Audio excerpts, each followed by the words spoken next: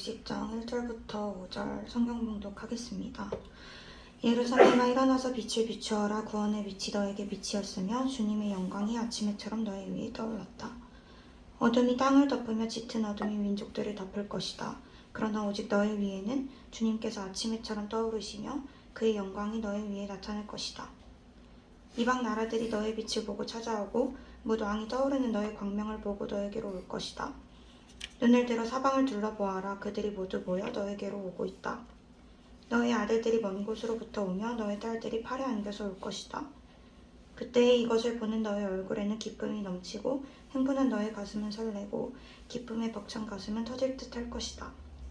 풍부한 재물이 백길로 너에게로 오며 이방 나라의 재산이 너에게로 들어올 것이다.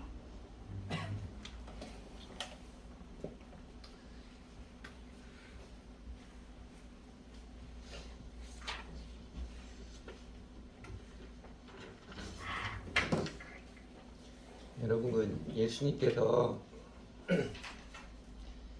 겟세마네 동산에서 기도를 마치시고, 그리고 유다가 성전 경비병들을 데리고 예수님을 잡으러 왔을 때 그 모습 본 베드로가 화가 치밀어 가지고 칼을 쓱 빼어 가지고 그 대제사장의 종 말고의 오른쪽 귀를 베어 버렸잖아요.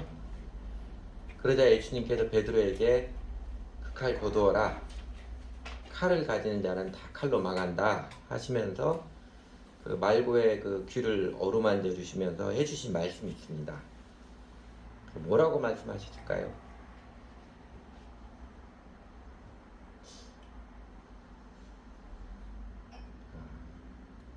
새해에는 성경을 좀 잘 읽으시기 바랍니다. 뭐라고 하시냐면요, 해피 뉴 이어 이랬습니다. 해피 뉴 이어 그랬어요.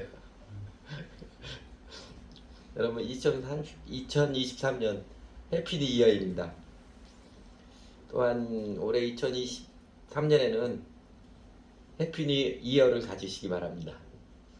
하나님 말씀을 잘 듣는 귀, 새롭고 행복한 귀를 가지시기를 바랍니다. 2023년 이제 시작하면서 우리 교회 올해의 말씀으로 제가 이사야 60장 1절 개역개정판으로 일어나라 빛을 발하여라 그 말씀이죠. 복음성과 가사로도 많이 애용이 되고 있는 이 말씀을 잡아보았습니다. 그 새해 되면 수많은 개인들, 크리스천 개인들, 교회들이 이 말씀을 약속의 말씀으로 잡곤 합니다. 새해가 돼서 내 인생이 또 우리 교회가 잘 나가기 바라는 것은 인간의 소박한 소망이지요. 또 한편으로는 어느 때나 무턱대고 잘 풀리기만 바라는 그 마음은 죄인된 인간의 찔린 욕망이기도 합니다. 그러니까 좋은 약속 해프지 않고 아껴서 사용하는 게 아마 아름다운 마음일 것입니다. 제가 우리 교회 시작한 이후로 이 말씀을 한 해의 주제 말씀으로 약속의 말씀 잡은 것은 제 기획은 없습니다.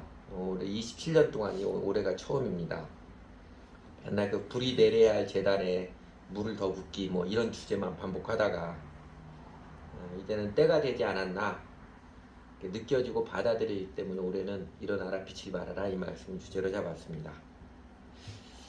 저희 교회로서는 대한민국 교회 문화의 이제 보편적인 타성, 말 널리 퍼져 있는 그 타성을 넘어서느라고 저희가 좀 많이 꾸물거리긴 하였지만, 그동안 이제 시행착오를 겪어오면서 배웠던 영적 원리들, 이제는 그 근거가 탄탄하게 정리 검증이 되었고, 즉 복음에 대해서, 하나님 나라의 비전에 대해서, 신앙생활 원리에 대해서 명확하게 확신이 들었기에 이제는 세상에 본격적으로 도전할 때라 여겨지기 때문입니다. 오늘 본문에서 이사야 60장 말씀, 그 하나님의 백성들을 향하여서 예루살렘아, 이게 하나님의 백성들이 일컫는 비유적인 낱말이지요. 일어나라 빛을 발하라 말씀하시는 두 가지입니다. 첫째는 1절에서 구원의 빛이 너에게 빛이었으며 주님의 영광이 아침에처럼 너에게 떠올랐다. 아침에 떠오르듯이 주 하나님의 구원의 빛, 그 영광의 광채가 하나님의 백성들에게 이제 빛이었기 때문이라고 그러고, 그 다음에 2절에서 어둠이 땅을 덮으며 짙은 어둠이 민족들을 덮을 것이다.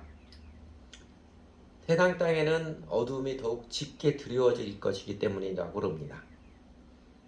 여러분, 우리에게도 하나님의 구원의 빛, 영광의 임재가 비추어지기 시작했다고 볼 수 있지요.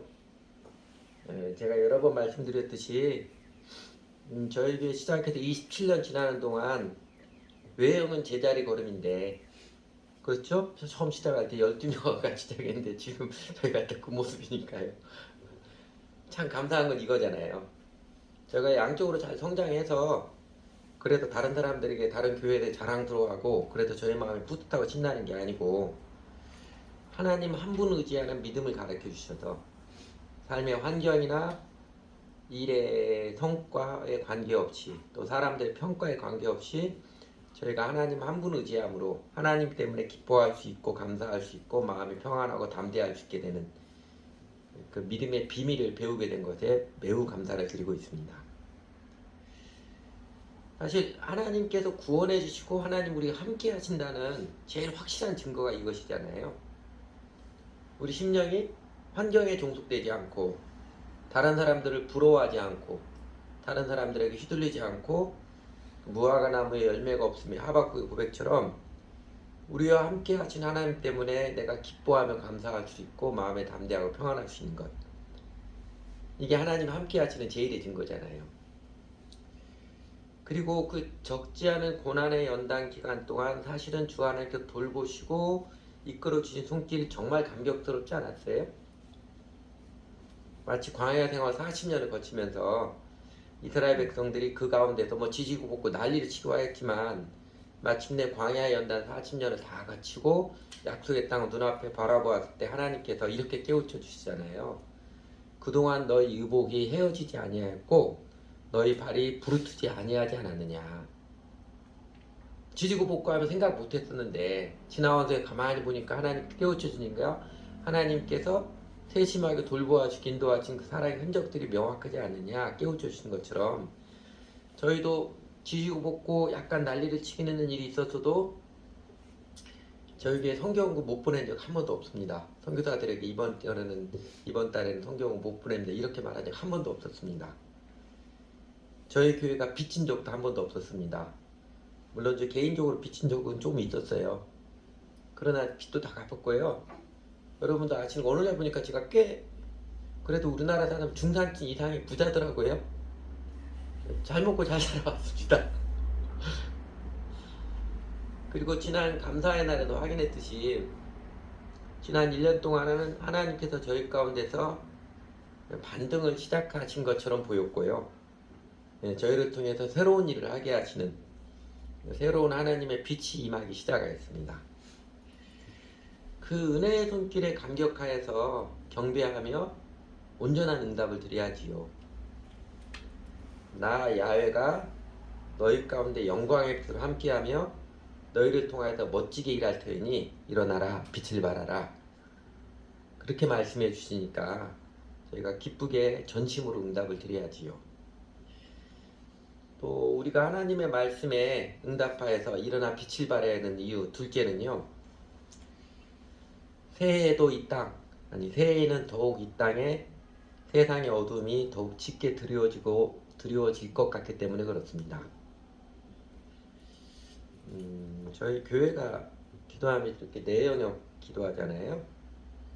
우리 교회가 맑은 물 근원이 되는 것, 대한민국 교회의 각성과 부흥에 은혜가 있는 것, 저희 나라 민족의 역사에 하나님의 생명과 정의의 평화의 통치가 힘있게 내려지는 것, 그리고 마지막 세대 그것을 통해서 마지막 선교, 세계 선교가 이루어지는 이 소망을 안고 기도하고 있습니다. 어렴풋하게 그냥 우리 필요만, 내 필요만 주구장창 기도하지 말고, 처음 시작할 때는 좀 어렴풋했습니다. 그런 기억들이. 우리 필요만 주구장창 기도하지 말고 예수님께서 주기도문을 통해서 명확히 가르쳐 주신 기도처럼 우리가 기도에서도 먼저 하나님 나라 의를 구하는, 그래야 된다. 그게 맞는 것 같다. 처음에는 어렴풋했지만 기도를 해오면서 점점점 기도를 하면 하나님께서 명확하게 가르쳐 주시고 보여주신 소망이고 비전이고 기도 제목입니다. 저희 교회를 제외하고 이렇게 새해를 놓고 기도하면 깨어서 계속 저희가 뭐 기도 그렇게 많이 하진 않잖아요. 그렇지라도 기도 등불을 꺼뜨리긴 하지 말자. 그러니까 깨어서 기도하니까 자연스럽게 바라보게 되고 자연스럽게 느껴지는 감이 있습니다. 뭐 자신의 느낌이나 감을 신뢰하는 게 좋은 일은 아닙니다. 좋은 일은 아니지만 그러나 그거를 바탕으로 하나님께 가까이 나아가는 것은 바람직한 일입니다. 세상 그 세계화 시대가 급속도로 옅어지고 있잖아요. 신냉전 시대라고 불리고 그 다음에 각 나라마다 자국 이기주의, 자국 우선주의 이 성향이 급속히 드러나는 때 아마 세계 최강대국 미국부터 그러니까요. 사람들이 사랑이 식어지고 그러니까 집단 이기주의가 노골적으로 표출되는 시대를 우리는 점점 맞이하고 있습니다. 여전히 진행되고 있는 국제적인 분쟁뿐만 아니라 우크라이나 러시아 전쟁으로 표출된 신냉전 시대 그리고 그에 따라 각국의 군비 증강과 갈등들 또 피부로 느끼는 그 기후변화와 그 지구온난화 코로나 재난은 이제 벗어나는 것 같지만 아주 민감해진 생물학적 제한의 위험성 그리고 개인이든 국가든 더욱더 심화되는 이 만문이즘 돈에 미친 세상의 모습을 보면 요새는 정말로 예수님께서 말씀하신 종말의 징조들이 나타나고 있는 거 아닌가 그렇게 느껴지곤 합니다. 거짓 선지자가 많이 일어나 많은 사람들이 미혹되고 불법이 성화해서 많은 사람들의 사랑이 식어지리라. 노골적으로 이기적이 되어지는 게 사랑이 식어지는 거잖아요. 그 종말의 징조들이 점점 뚜렷하게 보이는 것 아닌가 싶습니다. 그래서 세상은 복음의 빛이 더욱 맑게 비춰져야 하는 때입니다. 하나님의 백성들이 일어나 빛을 발해야 하는 때입니다. 저희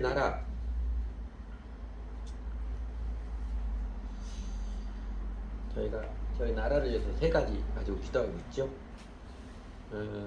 생명의 하나님께서 우리 민족의 역사에 정의의 기둥들을 더욱 힘있게 세워주시고 평화의 장막들을 널리 펼쳐주시기를 저희는 정말 기도의 등불이 꺼지지 않기를 지키는 파수꾼의 심정으로 기도해 오고 있습니다. 이 기도 제목, 이 비전도 교회의 생명, 나라의 정의, 민족의 평화 그리고 우리들의 절박한 심정도 작은 몸집일지라도 그래도 꾸준히 기도하면서 성령 하나님께서 저에게 가르쳐 주시고 보여주신 환상이고 기도 제목입니다. 그러나 작년 이후로 정치 지도자들의 남탓하고 뻔뻔하게 내로남불하는 모습 아주 신물이 나고 뉴스 보기도 싫어질 정도잖아요. 사람들이 진영 논리에 치우쳐가지고 무조건 남의 탓만 하고 자기 건 옳다고 여기는 이런 모습에 참 마음이 좀 그런 골이 깊어지는 모습 우리 마음이 상하곤 하잖아요. 하나님께서 사실 소중한 선물로 주신 민주주의 정의가 더욱 아름답게 세워져 가는 것이 아니라 퇴보하는 것 아닌가 우려를 낳고 있을 만큼 저희 나라 국가도 정의 논리가 아니라 그냥 세속 그 모습 그대로 힘의 논리가 우세한 세속의 물이 짙어지고 있어 보입니다. 특히 이제 같은 민족 북한을 대하는 우리 정부의 모습 이 모습 보면 다 우려가 있습니다. 저희가 하나님의 은총을 크게 입었잖아요. 그래서 국력이 북한보다 50배나 넘음에도 불구하고 그들은 자비와 포용의 태도가 아니라 힘으로 누르고 힘으로 무릎 꿇게 하려는 모습 이게 평화와는 정반대의 행보가 매우 우려스럽게 우리는 평화의 기도를 더욱 신실하게 드려가야 합니다. 올해 2023년 7월이 되면 남북 분단이 고착화된 그러니까 6.25 전쟁 휴전협정을 맺은 게 1953년 7월 23일입니다. 만 70년이 된 날이죠. 올해 2023년 7월 23일이 되면 70년은 성경에서는 희년이라고 하잖아요. 그 희년이 되면 모든 종들이 자기 집으로 다 돌아가고 빚도 다 탕감되고 잃어버렸던 땅도 다 회복하는 등 하나님의 자비와 평화의 사랑을 보편적으로 공평하게 듬뿍 내려주는 그런 제도입니다. 우리 민족에게 분다는 하나님의 심판이지요. 하나 되지 못한 하나님의 심판입니다. 해방 전이 저희가 살진 않았지만 여러 가지 기록들을 보면 해방 전으로 해서 극도로 좌익과 우익으로 갈라진, 화해할지 모르는, 협력할지 모르는 우리 민족에 대한 하나님의 심판입니다. 희년, 하나님께서도 자비를 크게 베풀어 주시는 마음이 희년으로 나타나는데, 그런데 희년이 되어도 우리 민족은 분단의 천형을 벗어날 기미가 보이지 않습니다. 하나님께서 보시기에 희년이 되어도 아무리 은총을 내려주고 싶어도 아직도 자비와 은총을 받을 준비가 되어 있지 않은 것 때문에 그렇습니다. 아직도 70년 전에 좌익과 우익으로 극도로 나누어졌던 그 분열의 모습을 회개하고 돌이키는 게 아니라, 화합을 이루게 지향하는 것이 아니라 극도로 남의 탓하고 상대방을 공격하는 그런 모습이 반복되기 때문에 그러지 않을까 싶습니다. 그래서 우리는 더욱 일어나 빛을 발해야 합니다. 사람들이 분노에 치우친 총칼을 내려놓도록, 폭력성을 내려놓도록, 힘으로 누르고 또 오기로 버티려는 오만한 마음들이 부끄러운 것임을 깨닫도록 우리 민족의 역사에 하나님의 은혜의 열심이 나타나서 평화의 기적을, 평화의 축이 되는 기적 역사에 이르도록 우리는 더욱 일어나서 선명히 기도를 드릴 것입니다. 교회 기도에 계속 참여하신 분은 또 노래처럼 불러가지고 세뇌되어서 기억할 것입니다. 세뇌되어서도 기억했으면 좋겠어요. 이사야 26장 그 11절에 보면 유명한 말씀 있잖아요. 아기는 은총을 입을지라도 의를 배우지 아니하며, 아기는 하나님의 은총을 많이 입어도 정의를 배울지 모르는 그런 모습인데, 딱 저희 나라 모습이 그런 모습인 것 같아서, 우리 저희 나라도 대한민국 교회도 하나님의 은총을 정말 기적이라고 말 크게 입었는데, 은혜의 뜻이 무엇인지 알려고 하지도 않고 은혜의 뜻 정의를 추구하지도 않는, 여전히 더 큰 욕심을 부리는 모습들이 참 안타까운 현실입니다. 그러나 소망은 그 다음 구절이죠. 그 아래 13절에 보면 여호와여 주의 손이 높이 들릴지라도 그들이 보지 아니하나이다마는 백성을 위하여서는 주의 열성을 보면 부끄러워할 것이라. 불이 주의 대적을 사르나이다. 그 말씀이 소망입니다. 저희는 여전한 부족한 죄인인 인간인지라 하나님께서 선명하게 놀라운 은혜를 보여주시고 은혜의 뜻을 깨우쳐 주셨어도 여전히 보지 못하는, 인정하지 않는 그런 마음일지라도 하나님, 이 민족을 긍휼히 여기시는, 또 하나님의 나라를 이루시는 하나님의 열심히 힘있게 나타내 주셔서 주의 대적들을 사라시고 주님의 뜻을 이루어 주십시오. 그게 저희의 기도입니다. 세상에는 이런 책이 있잖아요. 시장 트렌드가 어떠할지. 그 서울대 김난도 교수가 해마다 이제 트렌드 코리아 해가지고 이런 책 하나씩 내서 꽤 인기래. 연말에 되면 거의 인기 최고로 달하는 베스트셀러 1위에 올라가는 책들인데, 그런데 시장 트렌드가 어떠할지 진단을 예측할 뿐만 아니라 작년에는 한국 교회가 어떤 흐름으로 나아갈지 진단을 예측하는 책도 나왔습니다. 출판사에서 자랑스럽게 한국 교회 최초 트렌드 분석서라고 선전하면서 말입니다. 꽤 잘 했어요. 저도 좀 봤습니다. 제 친구 목사님이 이렇게 이거를 그 PDF 파일로 된 걸 보내줘가지고 보는데 꽤 잘 분석을 했더라고요. 한국교회 2022년 기준으로 예장 통합직 교단이 있습니다. 예로 예장 통합직 교단이 저 장로교 신학교 있는 광나루 장신교단인데, 보편적으로는 우리나라 교단 중에 제일 교세로는 두 번째로 예장 합동축 말고 두 번째로 크고 건강한 교단이라고 보편적으로 인정을 받습니다. 사람마다 평가는 다 다르지만요. 그런데 예장 통합교단에 9,200교회가 있는데 주일 예배 평균 출석 인원이 51명입니다. 2010년에 비해 30% 줄었습니다. 그럼 한국교회 95%가 100명 이하 교회예요. 물론 우리 교회는 51명에도 못 미치는 그게 반절도 안 되는 그런 모습이지만 아마 다른 교단도 비슷할 것입니다. 한국교회는 점점점 플로팅 크리스천, 이 교회 저 교회 떠돌아다니는, 교회에 매이기 싫어하는 증가할 것이며, 2년 후에는 가나안 교인, 교회 안 나가는 교인이 안 나가 교인들이죠. 가나안 교인이 한국 크리스천의 30%까지 증가할 것이라고 진단했습니다. 작년의 추세로는 가나안 성도가 한 20% 정도라고 추산을 합니다. 근데 2년 내면 10%가 더 증가할 진단했고요. 이 말은 다르게 표현하면 교회당에 출석하는 교인들이 2년 후에는 70%로 줄어들 것이라고 예측한 것입니다. 그래서 이제 우리 사회가 또 이제 몰큐 라이프라고 그러죠. 원자에 대한 개인, 자기밖에 생각 안 하는, 그리고 혼자 놀기 좋아하는, 그리고 이제 모임도 살롱 모임이라고 그러죠. 어떤 가치가 있고 목적에서 모이는 게 아니라 취미, 성향이 비슷한 사람끼리 모이는. 그러니까 교회도 각각이 사는 지역 구역별로 뭐 이런 모임이 아니고 등산 좋아하는 사람 따라 등산 모여라, 자전거 타기 전에 자전거 모여라, 이런 식으로 모인다는 거죠.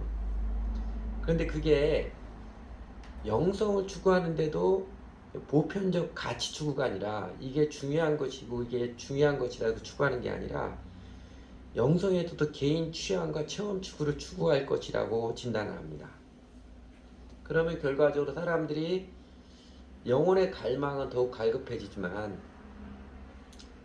종교의 틀에는 더욱더 거부감이 더할 것이라고 그렇게 진단을 합니다.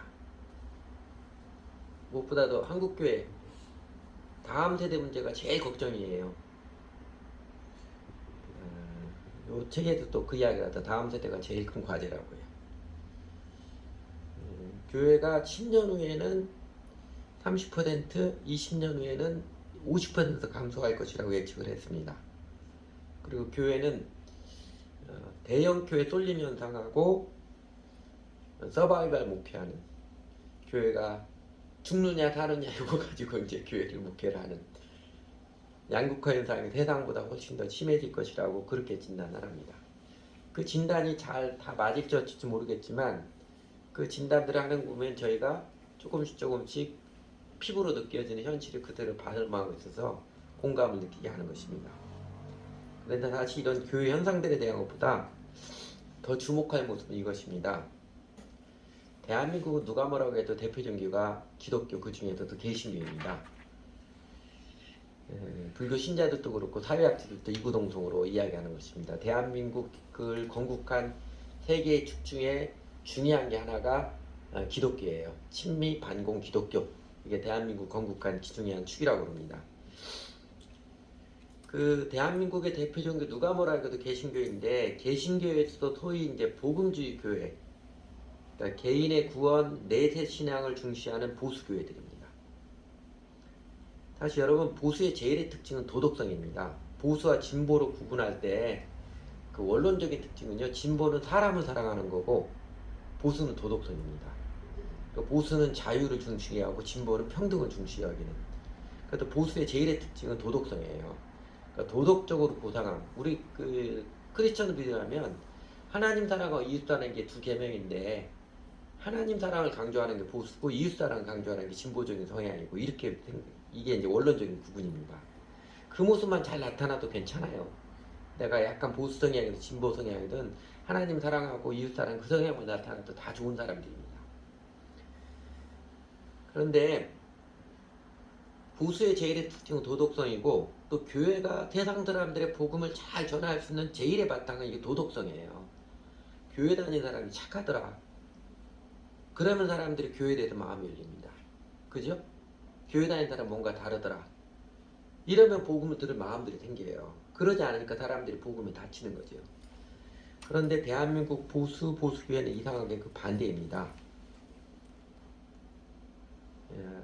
사회에서 크리스찬이 늘어나면 사회가 맑아지는, 도덕성이 증가해야 되는데, 대한민국 사회는요, 그 대표적인 데가 강남이죠.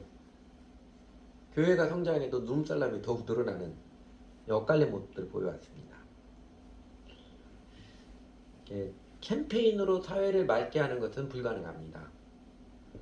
그 캠페인 중에 성공한 것 중에 하나가 새마을 운동이잖아요. 그 다 아프리카 나라들이 벤치마킹하고 새마을 운동인데, 새마을 운동에 성공한 것은요, 도덕 운동이 아니라 돈 많이 벌어서 잘 살아보자, 인간의 욕망을 자극한 것이기 때문에 성공한 거예요. 그러니까 정신운동 도덕 캠페인으로 약간의 효과가 있을지 모르지만 정신운동 도덕 캠페인으로 사회가 맑아지는 역사는 없었습니다. 그러니까 저희 교회가 낙태반대 운동을 참여를 해도 세상은 갈수록 낙태하는 것을 죄의식 없이 자연스럽게 여길 것이고, 더 나아가서 이제 앞으로 조금만 더 지나면 이 낙태 반대 운동은 저희 사람들을 미워하고 핍박할 것입니다. 여러분, 김현철 목사님 가끔 대학에 강의하러 나가니까거든요. 몇 해 전부터는 김현철 온 다음엔 퇴퇴 김현철 뭐 이런 플랜카드 붙어요. 젊은이들 그렇게 플랜카드 붙입니다.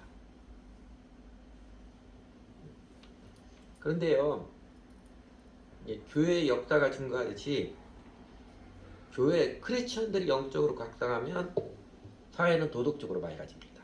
자연스럽게 맑아져요. 그러니까 도덕적으로 계속 떨어져가는 흐름을 다시 일으켜내는 것은 다시 교회의 영적 각성이에요. 그러니까 18세기 영국이 세상을 주름잡았던 데에는 그 이전에 영국 사회에 도덕 혁명이 있었고, 프랑스는 프랑스 혁명을 통해서 그 많은 피 흘림을 통해서 민주주의를 이루었지만, 영국 사회는 명예혁명, 피 흘림이 매우 적게 민주주의를 이뤘잖아요. 그 도덕 혁명이 있었던 그 이전에는요, 영국 교회의 각성과 회개, 부흥이 있었기 때문에 그렇습니다. 우리가 이제 감리교회 전신인 메도디스트 운동을 통해서 영국 교회가 각성하고 회개, 부흥이 있었고, 영국 교회 각성, 회개, 부흥이 있는데 자연스럽게 영국 사회에서 술집대 자전에서 문을 닫고 이런 일이 일어났습니다. 19세기, 20세기 미국도요, 마찬가지지요.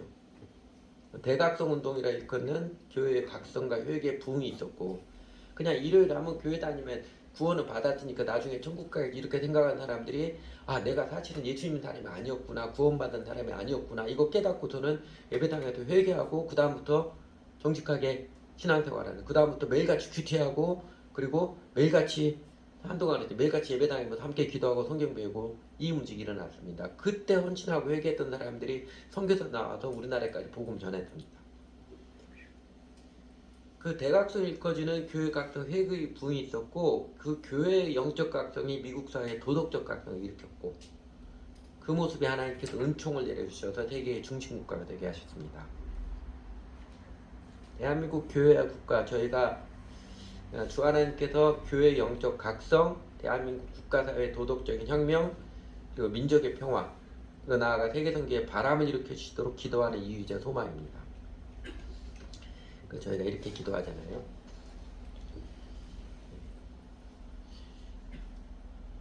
설명 안 해도 아시겠죠? 조금 전에 말씀드렸으니까요. 그런데 이 교회의 부흥은요, 시작은 교회의 부흥, 영적인 각성과 회개, 교회의 부흥인데, 쉽게 말하면 노미널 크리스천, 그다음 기독교 종교에는 일주일에 예배 한번 드리면 되었지 이렇게 생각해. 이게 아니구나. 예수 믿는 게 사실 이런 게 아니구나.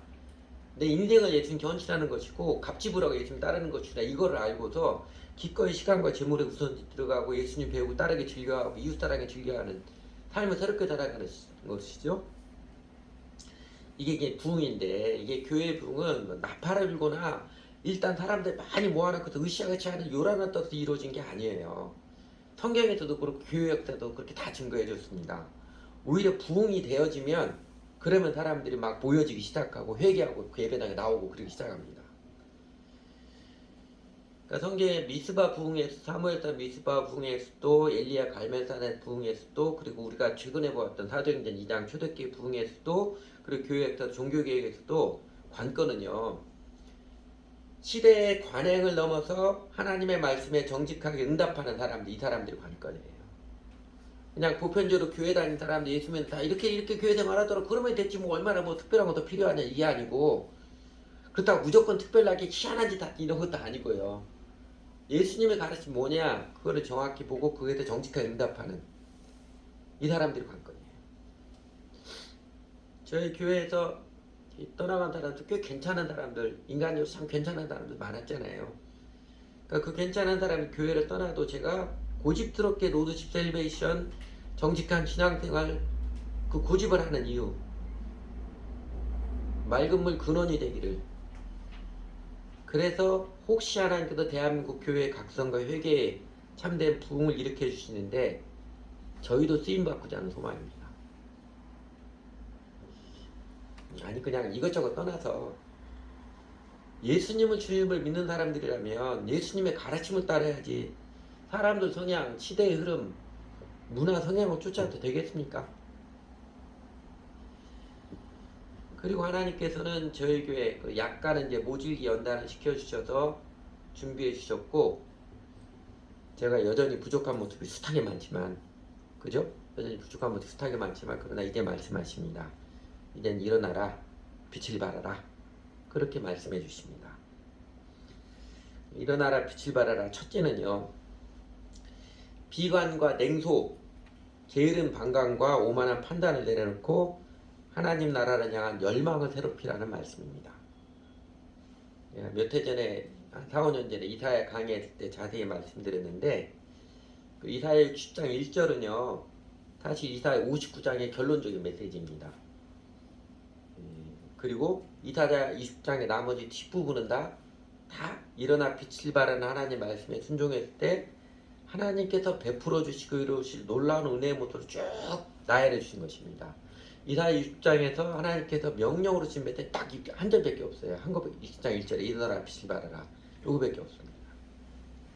그러니까 이사야 59장의 메시지는요 한마디로 회개하라는 것입니다. 신앙에 대해서 하나님 믿고 따르는 것에 대해서 맹목적인 태도와 냉소적인 태도 어느 쪽에도 치우치지 말고 그 양극단으로 치우치지 말고 그 모습 회개하고 하나님 바르게 믿고 따르는 삶에 열심을 내라. 일어나라 빛을 발하라 초청하신 것입니다. 마태오 요한계시록 3장 20절에서 예수님께서 볼지어다 내가 문 밖에서 두드리노니 그렇게 했을 때 그 다음 때도 그러잖아요. 그러므로 열심을 내라 회개하라 했던 것처럼 너희가 차지도 않고 덥지도 아니하니도 하면서 열심을 내라 회개하라 했던 것처럼 그 말씀입니다. 그러니까 요란을 떨라 일어나라 빛을 발하라가 난리를 치며 발광을 해라 나팔을 불러 광고 때려라 이런 뜻 아니고요. 찌질하게 찌그러지지 말고 일어나거라. 해도 뭐 되겠냐. 비관과 냉소에 자빠져 있지 말고 일어나거라. 다 희망 고문이지 뭐. 오만한 판단에 주저앉아 있지 말고 일어나서 움직여라 열심을 내라 행동하라 이런 뜻입니다. 여러분 우리가 새해에는 주님을 정직히 알고 따르기에 열심을 내었으면 좋겠습니다. 우선순위 명확히 지켜서 개인 경건 생활, 교회 생활 온전하게 들어갔으면 좋겠습니다. 다들은 아니겠지만 하나님의 영광의 은혜를 실제로 누리는데 혼자서 대충 어중간하게 이게 예수를 따르는 것인지 아닌 것인지 차지도 덥지도 않게 그렇게 있다가 혹은 혼자서 딴 생각하고 딴 짓만 하고 있다가 하나님 은혜에서 소외되는 그 비극의 주인공이 되지 마시기 바랍니다. 일어나라 빛을 발하라 두 번째 뜻은요. 여러분도 짐작하는 것처럼 좀 떳떳하게 멋지게 살아라. 어두움의 일, 쪽팔리는 일 행하지 말고 빛 가운데 살아라. 명확하게 살아라. 이런 뜻 아니겠어요? 내 마음이 은밀하게 어두운 일을 좋아하고 어둠 속에 빠져있는데 무슨 빛을 바라겠어요. 그러니까 어디서나 심지어 교회에서조차도 눈치 보고 이렇게 몸살이게 하는 찌질이 행태에 떨치고 일어나거라. 이제 하나님께서 구원의 은총으로 함께 하시니까 일어나라 빛을 발하라 떳떳하게 멋지게 살아라. 하나님을 사랑하고 이웃을 사랑하는 삶의 태도 확실하게 멋지게 들어가라. 그래서 신바람 나는 인생 살아가라.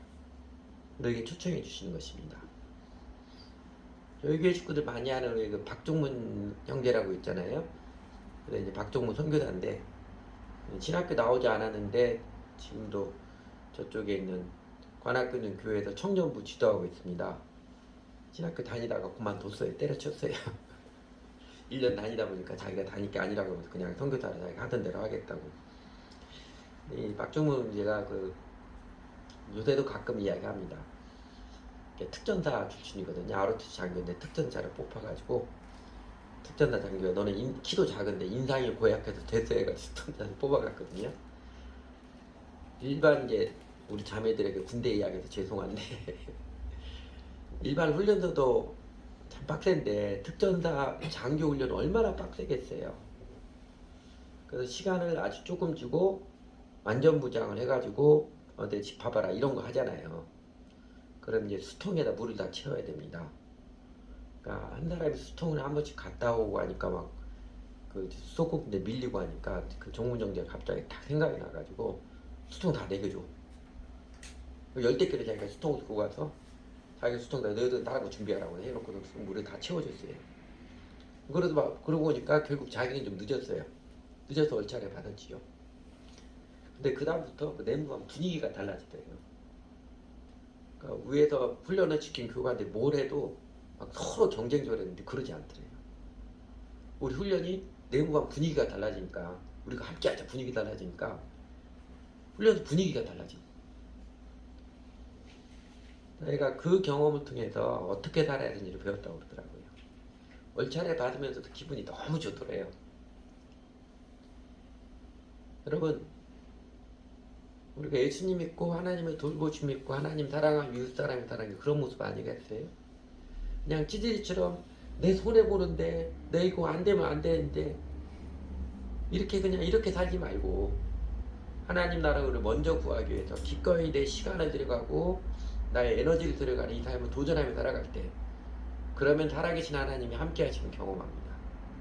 하나님 우리 심령을 정말 기쁘게 신나게 하시고 우리의 필요한 모든 것 힘을 주시고 더해 주시는 것을 경험을 합니다. 여러분 2023년에는 예수님의 제자답게 그렇게 명확하게 사시기 바랍니다. 어두움의 해를 미워하고 멋지고 떳떳하게 사시기 바랍니다. 세 번째로 일어나라 빛을 발하라. 무엇보다도 이젠 세상을 향해서 도전하라.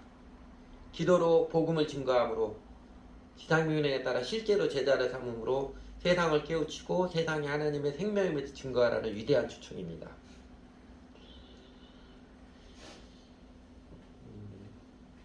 2023년부터 올해 새해부터는 그동안 저에게 하나님께서 소중하게 깨우치셨던 신앙생활의 이유와 원리들 아까 말한 로드십 셀베이션, 디사이프십 페이스, 처치 패밀리 다시 예수님을 주님으로 관계하고 따르는 지극히 거룩한 믿음 그 다음에 개인 경건생활과 교회생활의 균형 그리고 종교 의무가 아니라 예수님의 제자들을 배우고 기꺼이 배우는 온전한 교회생활 현세와 내세를 아우르는 하나님 나라의 비전 이 가치들로 세상에 증거하고 도전하며 그래서 하나님의 은총과 권능과 능력을 더욱 신나게 누리며 살아야지요. 기도를 하려고 두 손을 모으는 것은 세상의 혼란함에 대항하여 일어서는 몸짓이다. 신학자 칼바르트의 고백처럼 세상에 하나님의 나라, 하나님의 통치가 힘있게 내려지도록 저희가 헌신적으로 기도함으로 세상을 깨우고 세상에 도전해야지요. 사도행전 그 지상 첫 교회 모본처럼 예배와 삶의 나눔과 함께 기도하기 헌신하는 온전한 신앙생활을 통해서 암울해져가는 세상을 깨우고 도전해야지요. 그리고 지상명령 마태복음 28장 19절 20절 나온 지상명령 알면서도 오래도록 유기했던 그 제자를 삼으라는 최고의 명령에 새롭게 응답하여서 저희도 제자를 삼는 삶으로서 세상을 깨우치고 치유하는 세상에 하나님 나라가 임하는 그 역사에 저희도 참여해야지요. 제가 이제 목회자들, 신학생들 그리고 이제 교회 열심히 따는 사람들 보면 제일 안타까운 게 이런 모습입니다. 교회는 이래야 저래야 된다. 아는 것도 저보다 많은 사람들 많더라고요. 아는 것도 많아서 나도 몰랐던 이야기를 해주고 막 그럽니다. 그리고 가르치는 것도 하고 싶어해요. 설교도 하고 싶어하고 성경분리도 하고 싶어해요. 근데 예수님의 요한같은 지상명령 제자를 삼는 일을 안 하려고 합니다. 교회 다니는 사람 뭐하라고 큰소리 치려고 그러지 좀 신랄하게 이야기하면 교회 다니는 사람들 뭐하라고 큰소리 치려고 그러지 안 믿는 사람 붙잡고 제자를 삼으려고는 안 해요. 그 사람 사랑을 붙잡고 수고하는 그 수고는 안 하려고 합니다. 그러면서 교회 지도자 되려고 그럽니다. 교회를 몇십 년 다녔어도 자신의 삶과 사랑을 통해서 예수님을 잘 믿고 따르는 제자가 한 명도 없어요. 그 한국교회 교인들 태반이 그러잖아요. 예수님의 지상명령인데 왜 그렇게 했어요? 안 했거든요. 지상명령에서 제자 삼으라 분명히 가르치는데 그거 안 하거든요. 안 해서 하면 돼요. 어쨌든 내 어설픈 모습이라도 내가 나의 이웃들에게 아무리 작은 사람이라 자기들에게 사랑하고 붙들어주고 하면 그 사람이 결국은 예수님 믿고 하는 것 이루어집니다. 안 해요. 그게 제일 안타까워요. 한 사람을 구하는 게 세상을 구하는 것이지요. 육아법 박사보다는 하나길 낳아서 길러보는 게 훨씬 더 중요합니다. 그리고 그렇게 예수님의 지상명령에 따라서 사람들은 우리 이웃들을 사랑으로 찾아가서 복음을 정직히 전하며 예수님의 가르침대로 인생을 세워가도록 붙들어주고 사랑으로 붙들어주고 가르치는 예수님의 제자를 삼는 삶을 나도 추구하며 들어갈 때 예수님의 약속이죠. 볼지어다 내가 세상 끝날까지 너희와 항상 함께 있으리라. 그 예수님의 약속, 부활하신 주 예수님께서 우리들의 삶에도 실제로 함께 하시면 아주 짜릿짜릿하게 체험해 갑니다. 그리고 이보다 더 신바람 나고 행복한 삶은 없습니다. 하나님께서 실제로 함께 해주시면 우리 인생의 행복은 달려있으니까요. 그래서 2023년에 저희 모두가 일어나 빛을 발하는 이 값진 인생, 어둠 속에서 더욱 빛나는 인생을 신바람 나게 살아갔으면 좋겠습니다. 같이 기도하지요.